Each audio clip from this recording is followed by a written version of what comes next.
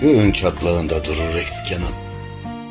Dönemeç kendini tüketen zaman. Çoğalıyor tereddütlerle gölgelerim. Koca bir dağ ağırlaşıyor kalbimde. Taşıyamam, gömerim sabrıma derince.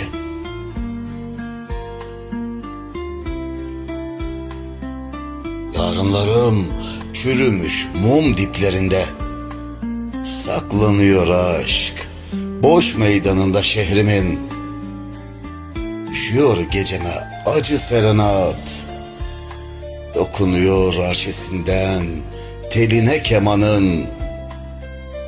Atıyor tenime hislice.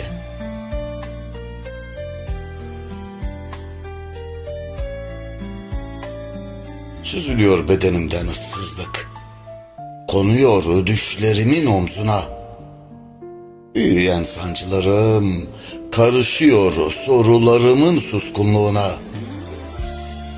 Dilim kadar ağır, bedenim kadar yorgun. Yığılıyor üst üste kadere sorgularım boyunca.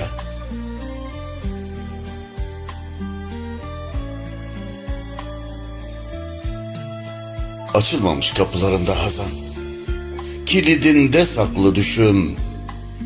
Kimdi bu kadersizliği yazan? Anahtarı masalımda gizli tutan.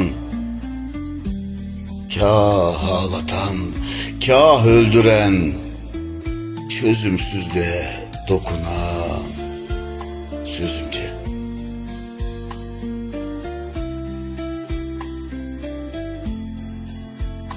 Ölgün vakitlerin kurgusunda faniyim eksik yanını arayan. Sesimde sessizliğimin aksi yankılanır eksik parçalarında. Dinliyorum derinden suslarımı, yalnızlık çölünde susayışlarımı, bir hu ile uyanışlarımı sonsuza haykırarak